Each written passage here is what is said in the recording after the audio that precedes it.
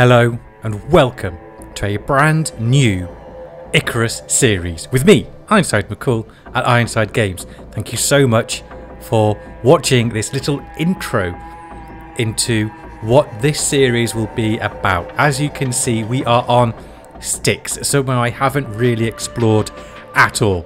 I've set up shop. I'll show you that behind me in just a moment, but just wanted to show you the local area. We've currently got one bear, we've got two crocs over here, we've got another croc over there, so we are surrounded by crocodile infested lake. We've got a bear roaming around. I have taken out a couple of bears already in preparation for the first episode. With some stone arrows, some flint arrows, so bone arrows, sorry. So it is rather tricky. We've got a boar popping up there as well. So where we are on the map as well is, I'll just get out of camera mode and show you. We are here. So this is the slightly more difficult starting location for the grasslands on Styx. The easier part is just over here. Up here is where we've got loads of the crocodiles and bears, which we have just seen. So let's head back to camera mode and you will see behind me our beautiful base which we have started. Now this will not change. The only thing that will change, and I'll show you, is the inside, but the size will remain the same. And then somewhere over here we're going to build a very small yet productive and efficient workshop, and then that will remain as well.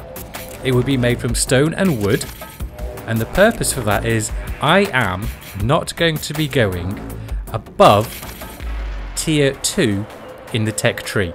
So we'll just zoom in, and as you can see, there's nothing here other than I've got a bedroll down over there, so we can obviously sleep through the night. So there's the bedroll. We come around and we've got the fireplace outside, so we can indeed sleep. Campfire and the drying rack as well for our food, and obviously a little bit of external storage. And we've got a rain collector here as well for when it rains. Currently empty, it hasn't rained. So this will be staying the same. We'll put a stone roof on eventually. And then this whole area, this little plateau, is going to be ours. It's going to be our little savage survival hut. Combat music. Bear has seen me. There he is. Balls. Are you gonna come up? He's not. It's going to take too long to take him down. It looks like he's just going to run into a wall. He won't find a way up, so we'll just leave him. We'll get out of sight. Right, so let's run through what I've currently got and where we'll be going, so you can have an idea of exactly what it is we'll be doing. So currently we are level 10. The first episode will be me on level 15, where we'll be running through the first few operations and a few simple operations as well. Tech tree, I've invested mainly in tier 1 at the moment, just to get started and able to get some XP. So all the basics in tier 1 we have achieved. Tier 2, I've selected them, but I haven't built any of them yet, because that will also be in the first episode. All the points I get from level 10 to 15 I will also keep, and I will select what we'll be getting from those, but only up to tier 2, and it won't even be all of the level 20 gear, just some of it we'll be getting. We will be getting 0 tier 3 tech, so no machining bench, which means no electricity, no water pumps, so we'll be surviving entirely on tier 2 and getting as many operations and simple contracts completed as possible.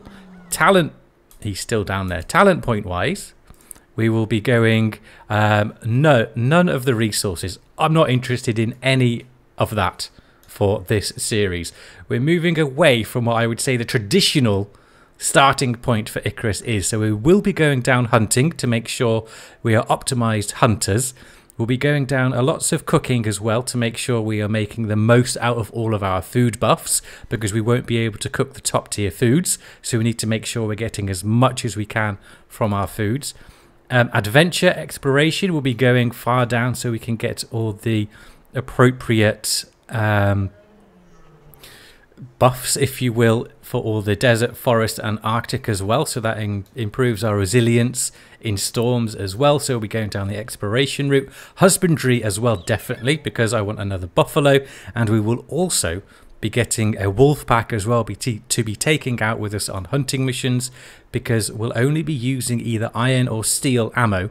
So, you know, not top tier, no guns, all we're going to be using a crossbow. So we're going to want a wolf pack with us to help take down some of the bigger enemies. We'll do some fishing as well at some point. Habitation, we will be making sure we can fortify our wood buildings and stone buildings as much as possible, because we will not be doing stone brick and we will not be doing concrete. So we need to make sure we're getting the most out of all of our buildings. And combat, we will be going down bows and crossbows and spears as well. This one, where is it? There is a bonus with spears where you get 5% resistance in the spear tree. We'll have to have a further look at that. I can't quite remember where it is, but we'll be going so we get more resistance as well. So that's where we're going to be going with our talent points. Now, I have got crafted a shield, a bone shield, as you can see here.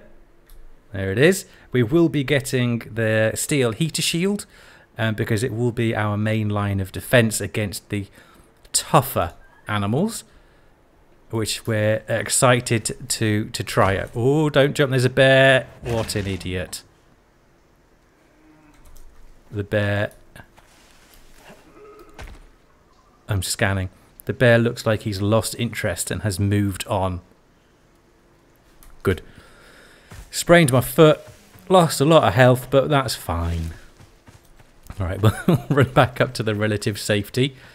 We will get a creature deterrent as well. That's perfectly within the rules, and we'll be setting up some sort of defense along here as well, some fortifications as well. So the only ores we'll need to be mining is, of course, iron and copper and coal, so we can craft steel, but nothing else. So this is going to be our living quarters, and then we're going to put a workshop over here, probably 3x4, 3x3. That should be plenty big enough for everything that is needed.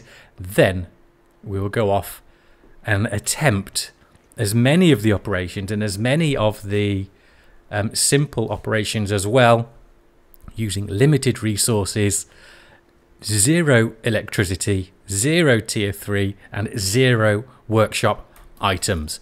I have also thought about going down with the food tree, obviously the carnivore and the dried meat buffs, but there's also raw foods and spoiled foods. You can go down this way, which means you can then basically eat anything. So if we're out on a long operation and some of my food has gone bad, doesn't matter, I can still eat it.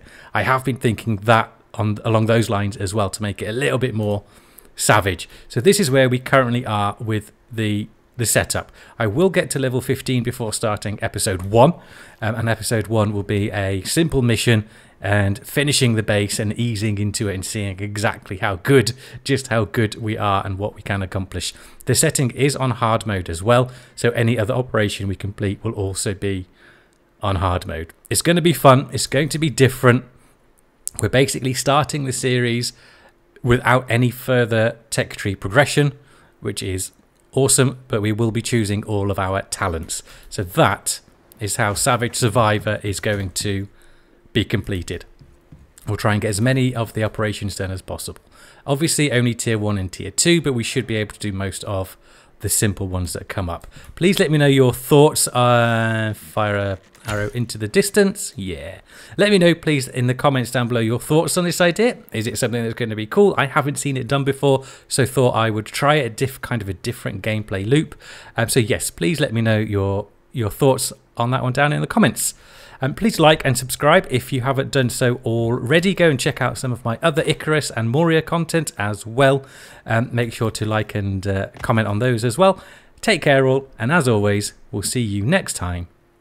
And definitely into the wilds as a savage survivor.